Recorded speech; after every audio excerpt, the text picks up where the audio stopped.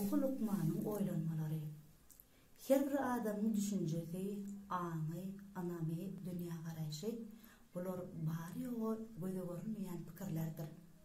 Emma bu pikirler adamın söyleyecek sözünü ideal işin ketkitleyendir. Durmuşumuzdaki hemme bolup geçýän zatlar buların bari bizim düşünjämizin hasylları. Her bir düşünje, pikir bizim geleceğimizi döredýär. Näme anamsak şolun bolýar. Biz durmuşumuzdaki hemme bolup geçýän zatlary özümüz döretdik.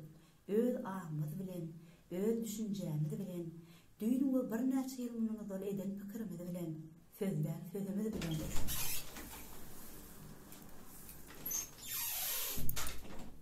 Ýöne bu zatlaryň bary geçmişde, esasy zat bizim şunky etjek pikirimiz anammal. Şunky etjek pikirimiz bizim geleceğimizi döredýär. Öz pikirini, durkuny hakykatda we halalykda saklasaň, hemme zat öz ýerine barar.